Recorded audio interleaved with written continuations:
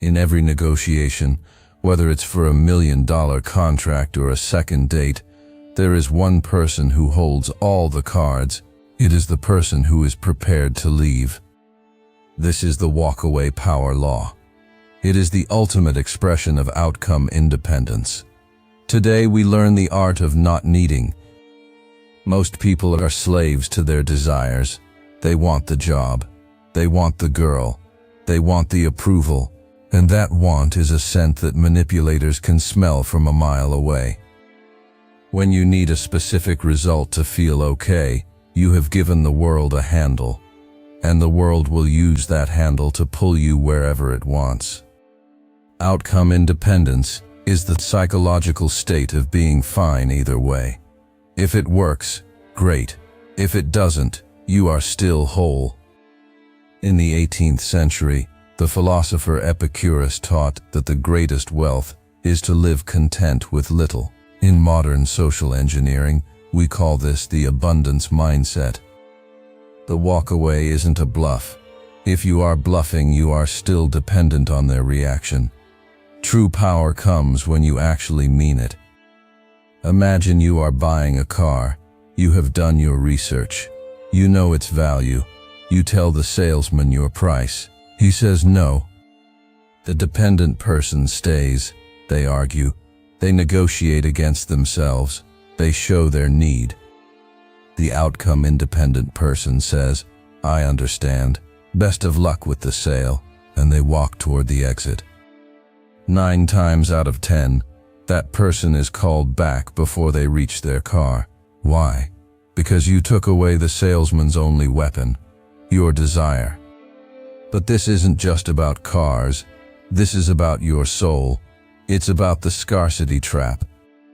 When you believe there is only one person for you, or one career path, you become desperate. Desperation is the poison of status. Biologically, desperation spikes your cortisol. It makes your voice higher, your movements twitchy, and your eyes darting. Outcome independence lowers your cortisol. It grounds you. It gives you the anchor.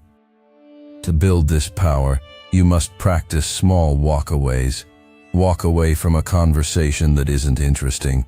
Walk away from a store without buying anything. Train your brain to realize that the void is not dangerous. Silence is not a loss. In relationships, this is the nuclear option. If someone is treating you as an option, you must be willing to make yourself a memory. People do not value what is always available. They value what they might lose. If they know you will never leave, they have no reason to respect you. This isn't about being cold.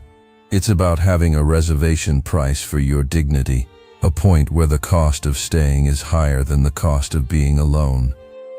The most powerful words in the English language aren't "I love you," they are "I am done." But you cannot say "I am done" if you haven't built a life you enjoy by yourself. This is the secret of the inner citadel. When your happiness is sourced from within, from your goals, your health, your mind, external outcomes lose their bite. You become like the Stoic Emperor Marcus Aurelius. You accept the world's gifts with a light hand, and you let them go without a heavy heart. Outcome independence is the ultimate shield against gaslighting. If you don't need their validation, their lies have no power over your reality. Ask yourself right now, what am I holding on to so tightly that it's hurting my hands? A person? Open your hands. Realize that you were born with nothing, and you will leave with nothing. Everything in between is just a game. And you play the game better when you aren't terrified of the final whistle. The person who is willing to walk away is the only person who is truly free. Everyone else is just a prisoner of their own expectations.